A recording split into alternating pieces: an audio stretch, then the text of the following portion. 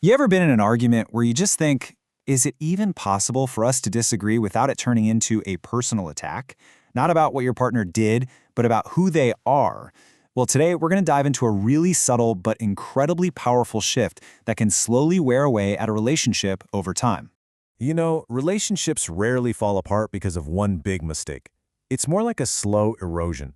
It happens when a specific thing they did starts to become, well, a label. What starts as "you forgot," which is just a simple action, kind of slowly morphs into "you're irresponsible," which is a total judgment on their character. And you see this pattern everywhere, right? You were late is just a fact. It's about what happened. But when you're frustrated, and it's happened before, it can so easily become you just don't care. And all of a sudden, you're not even talking about the time anymore. You're talking about their level of love and commitment. Or how about this one? You didn't notice, turning into "you're selfish."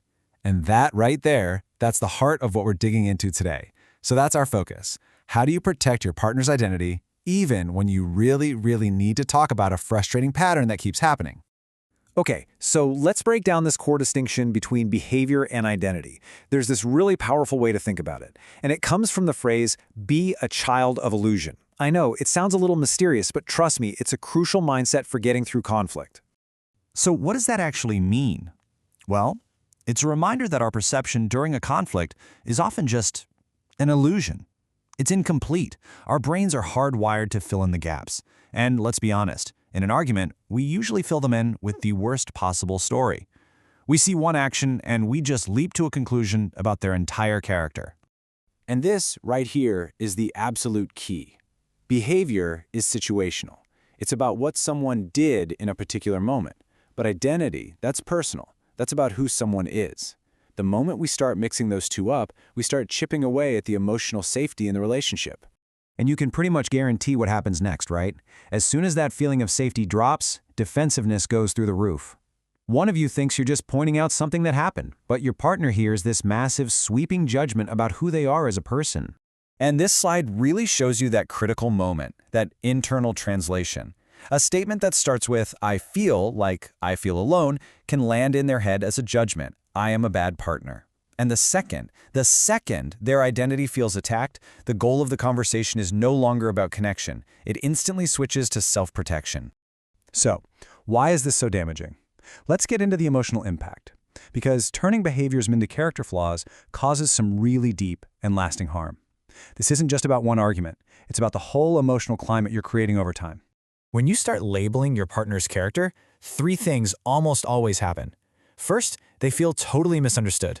Second, they feel like you've reduced them to their single worst moment or their worst habit. And third, they just stop feeling emotionally safe with you. And that is what builds that quiet, simmering resentment that can go on for months or even years. And this thought right here, this is devastating. When a partner truly starts to believe this, their motivation to even try just plummets. I mean, why would you make an effort to change if you feel like the other person has already made up their mind about who you are?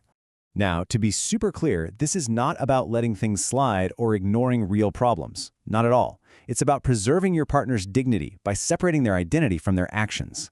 That dignity, that's the glue that holds you close even when you're in the middle of a conflict. All right, so theory is great, but how do we actually do this? Let's get practical. Let's talk about a simple, actionable exercise you can literally start today. A 7-day challenge to break this habit. Here's the challenge, and it's pretty simple. For the next 7 days, you and your partner agree to a complete and total ban on all character attacks. No, you're lazy. No, you're so immature. No, that's just how you are. None of it. So here's how it works. It's a 2-step process. The moment you feel that label, you know the one, on the tip of your tongue, you just pause, take a breath. Then you actively translate that identity statement into a statement about a specific behavior. This is how you interrupt the old, destructive habit and start building a new, healthier one. Okay, these examples show you exactly how to do it. So instead of that global attack, you're inconsiderate, you focus on the action and how it made you feel. When you interrupted me earlier, I felt dismissed. Instead of, you're irresponsible, you say, I felt stressed when the bill wasn't paid on time. Do you see the huge difference there? One attacks the person, the other invites a solution. And here's a pro tip. Make this a team effort. Frame it as a fun challenge you're both doing together to make your relationship even better. That way, it feels collaborative and exciting, not like one person is trying to correct the other. So, what's the big picture here? What's the ultimate goal of all of this work? It boils down to a simple but incredibly powerful mantra for any relationship. This is it. This is the whole thing. Protect their identity, their core sense of self, but absolutely address the behavior. And why? Because behavior can change. Identity attacks, they just create wounds, and that makes real change so much less likely. And let me be super clear on this. This is not about pretending those frustrating patterns don't exist. Of course they do.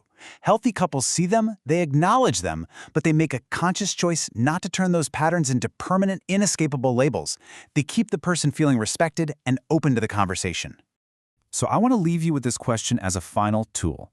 The next time you feel yourself getting upset, before you speak, just pause and ask yourself this.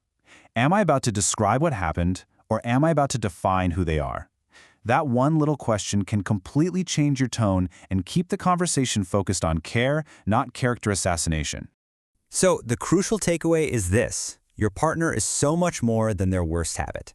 By protecting the person while you address the pattern, you build a relationship that's strong enough to handle conflict without losing its connection. If this way of looking at conflict resonated with you, if it gave you a new tool to bring to your relationship, we'd love for you to subscribe to Resolve Together. Because that's what we're all about here.